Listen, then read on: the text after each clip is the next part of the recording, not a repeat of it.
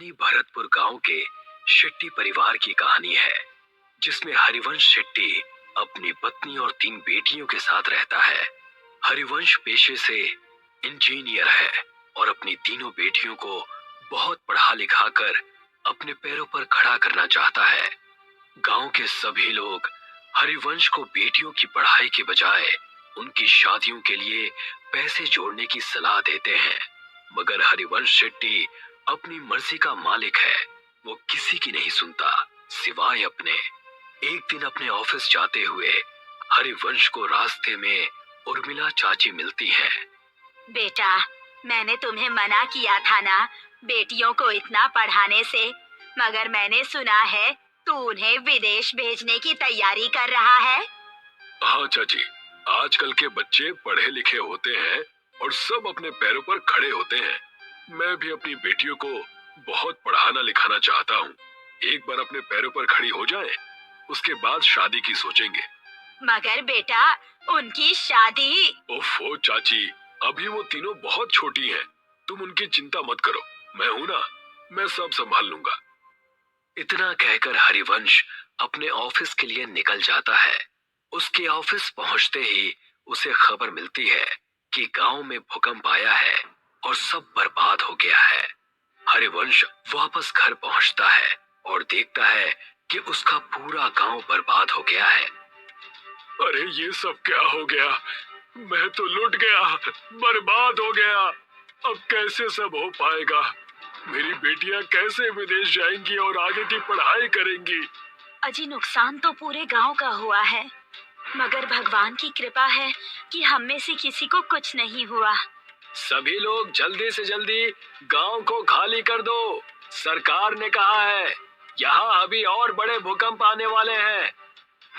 देखते ही देखते पूरा गांव नदी पार करने के लिए इकट्ठा हो जाता है।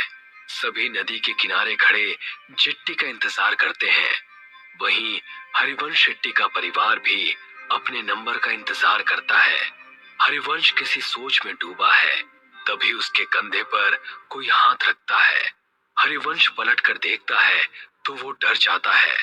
खून से लथपथ एक आदमी उससे कहता है, बहुत लंबा इंतजार करवाया है तूने, आखिरकार तू हमारी पकड़ में आ ही गया।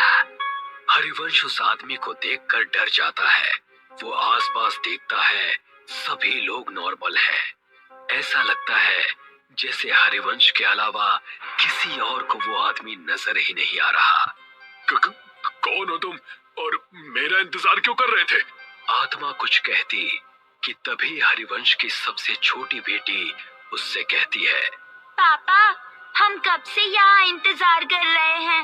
सबका नंबर आ रहा है, मगर हमारा बोट में नंबर ही नहीं आ रहा।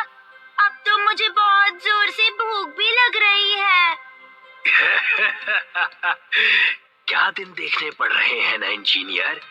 जब अपनों के साथ कुछ बुरा होता है ना, तो हमें कहीं चैन नहीं मिलता। सही कहा ना मैंने? मगर तुम हो कौन और मुझसे क्या चाहते हो? तभी हरिवंश की नजर नदी के बीचों बीच चल रही नाव पर पड़ती है, जहां से बहुत चीखों की आवाजें आ रही हैं।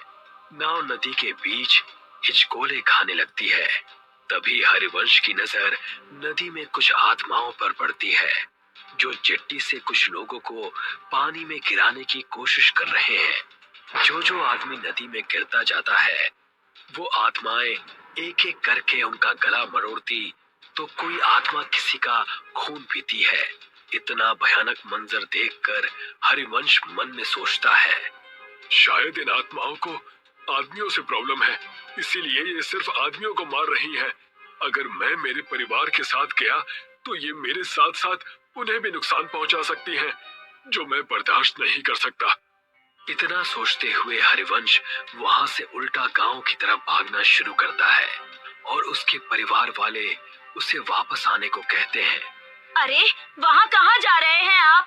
गांव में खतरा है, लौट आइए।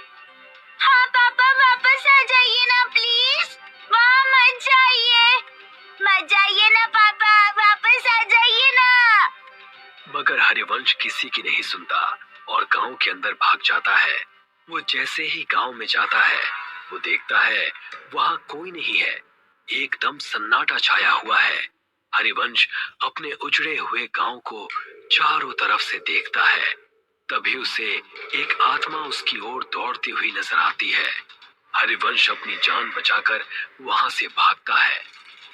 भागते भागते थक जाने के बाद हरिवंश एक सरकारी स्कूल की बिल्डिंग के बाहर बैठ जाता है। वहां भी उसे सब उजड़ा हुआ दिखता है। तभी दो छोटे बच्चों की आत्मा हरिवंश के पास आती है और उससे कहती है, अंकल, हम तो मासूम से बच्चे थे ना, आपने हमें क्यों मार दिया? अब आपका नंबर है।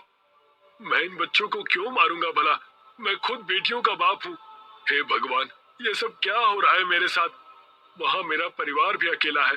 मुझे लगता है इन सबको कोई गलत फहमी हो रही है। हरिवंश ऐसा मन में सोच रहा होता है कि तभी एक भयानक औरत की आत्मा वहां आ जाती है और हरिवंश से कहती है, जब अपने परिवार से इतना प्यार करते हो तो दूसरों के बारे में कभी क्यों नहीं सोचते?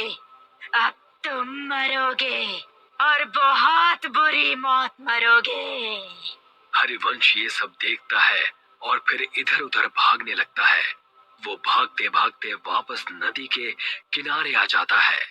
मगर इस बार वो देखता है कि वो जहां खड़ा है वहां कोई भी नहीं है। तभी वो देखता है एक और चिट्टी नदी के अंदर जा रही है, जिस पर कुछ आत्माएं हमला करती हैं। हरिवंश को ये पहले समझ में नहीं आता। तभी वो देखता है कि गांव की तरफ से दौड़ती हुई आत्माएं हरिवंश के पास आ रही हैं। अब मेरा बच पाना मुश्किल है भगवान, मेरे परिवार का ध्यान रखना। तभी सामने से आती हुई आत्माएं उस पर जैसे हमला करती हैं। हरिवंश का पांव टकराता है और वो गिरते गिरते बचता है। वो अपनी नजर घुमाता है तो वो देखता है कि नदी पर एक पुल बना हुआ है। ऐसा कैसे हो सकता है? अभी तो यहाँ कुछ भी नहीं था। ये पुल कहाँ से आ गया?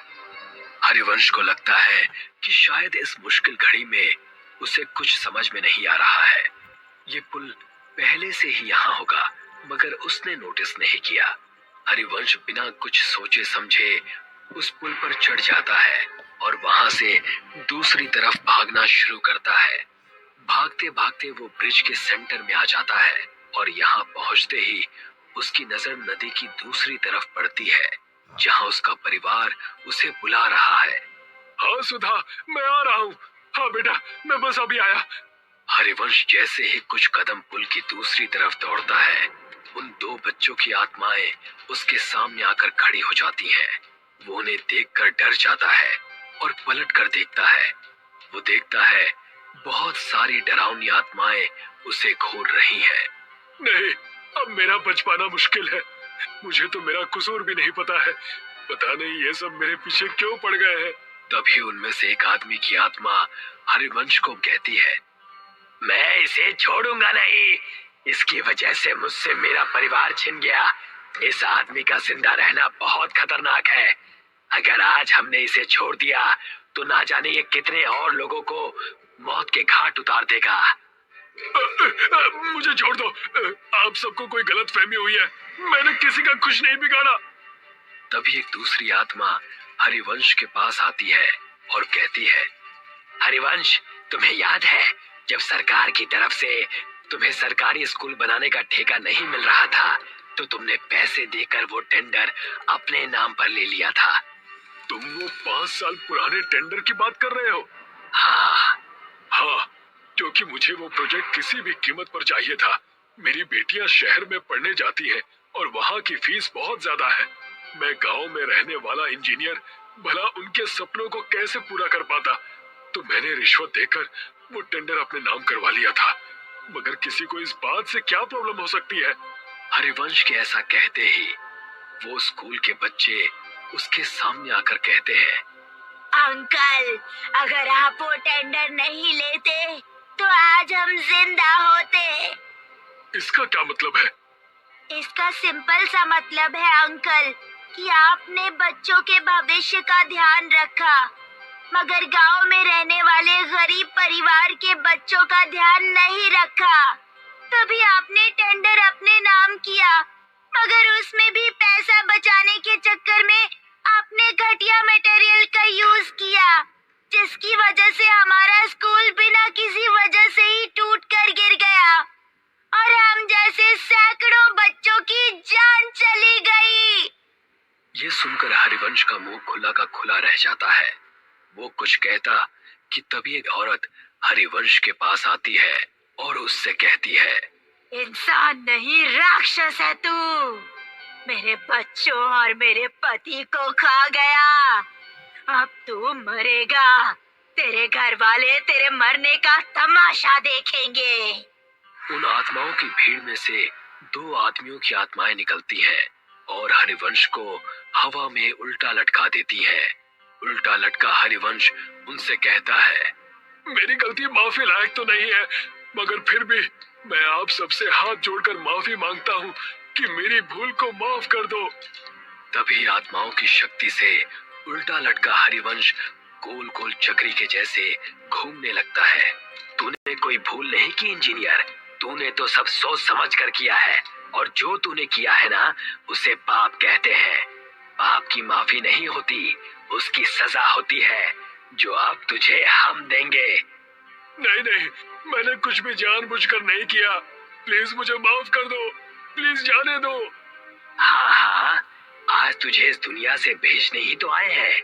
तू शायद भूल रहा है इंजीनियर, तूने गांव का सिर्फ वो स्कूल ही नहीं बल्कि म्युनिसिपल का हॉस्पिटल भी बनाया था। गांव में ऐसे कई छोटे बड़े प्रोजेक्ट हैं जो तूने पूरे किए थे। और हाँ, आज जो ये तू इस ब्रिज में झूल रहा है, ये भी तो तूने ही बनाया था। तुझे अंदाजा भी है कि तेरे बनाए गए सभी प्रोजेक्ट्स का एक जैसा ही हाल हुआ है, तो तू एक दो नहीं बल्कि हजारों मौतों का अकेला जिम्मेदार है। ये सब सुनकर हरिवंश को अपनी सारी काली करतूतें याद आ जाती हैं और वो उन सब से कहता है, हाँ, मैं सब कुछ स्वीकार करता हूँ, मैं सारी गलतियां मानता हूँ, मैं इन सब का दोषी हूँ। मगर हर माँ बाप अपने बच्चों की खुशी के लिए कुछ भी करता है, तो मैंने भी मेरे बच्चों के भविष्य के लिए ऐसा किया था। हालांकि मैं अब ये बात मानता हूँ कि मैंने जो भी किया वो सब गलत था। हरिवंश की माफी से किसी को कोई फर्क नहीं पड़ता और देखते ही देखते वो आत्माएं वहां से एक एक करके गायब होने लगती हैं। हरिवंश को समझ में नहीं आता कि ये सब क्या हुआ। वो हवा में उल्टा लटका हुआ है, उसे पुल पर कोई नहीं दिखता, सब गायब हो जाते हैं। वहां उसके परिवार को चिट्ठी मिल जाती है।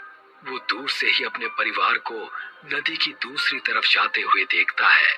जिस ब्रिज के ऊपर वो उल्टा लटका है, वो ब्रिज भी धीरे धीरे गायब हो रहा है। हरिवंश जैसे ही खुद को खुले आसमान के नीचे नदी के बीचों बीच उल्टा लटका हुआ देखता है, वो देखता है कि उसके आसपास उसी की तरफ बाकी की आत्माएं भी उल्टी लटकी हैं। वो उन्हें देखकर डर जाता है। तू और तेरा साथ देने वाले सभी लोग अब इस दुनिया में नहीं हैं और आगे भी जब जब तुझ जैसे लोग ऐसा काम करेंगे, हम उन्हें सजा देने आते रहेंगे।